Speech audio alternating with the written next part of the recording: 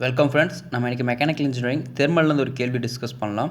Question என்னென்னா, the coefficient of performance of a Carnot refrigerator operating between the reservoirs of -10 and 40 Celsius is. என்ன கேட்டிருக்கான்னா, coefficient of performance கேட்டிருக்கான். எதுக்குன்னா ஒரு refrigerator கேட்டிருக்கான். ஸோ நம்ம ரெஃப்ரிஜரேட்டருக்கான கோஎஃபிஷியன்ட் பர்ஃபார்மன்ஸ் ஃபார்முலா என்னென்னா, டெம்பரேச்சர் அதாவது low temperature divided by higher temperature minus of lower temperature. இதுதான் இதுக்கான ஃபார்முலா. பட் இதில் என்னென்னா, டெம்பரேச்சரில் நம்ம கெல்வினில் சப்ஸ்டியூட் பண்ணணும். கிவன் எல்லாமே செல்சியஸில் கொடுத்துருக்கோம். ஸோ செல்சியஸை நம்ம கெல்வின் கன்வெர்ட் பண்ணோன்னா +273 பண்ணோன்னா நமக்கு செல்சியஸ் வந்து பார்த்திங்கன்னா கெல்வினில் கன்வெர்ட் ஆகிடும்.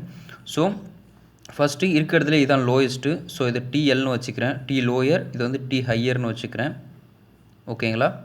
ஸோ T லோயரை செல்சியஸ்லேருந்து கெல்வினுக்கு மாற்றணும். ஸோ -10 + 273. T ஹையரை செல்சியஸ்லேருந்து கெல்வினுக்கு மாற்றணும். ஸோ 40 + 273.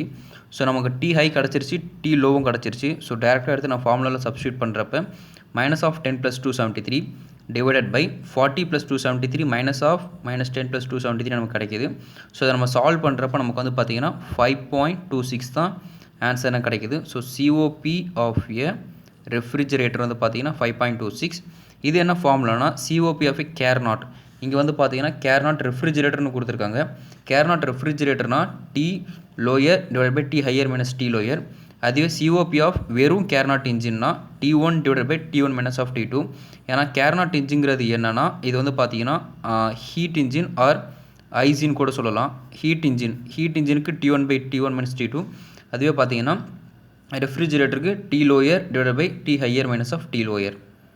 தேங்க்யூ.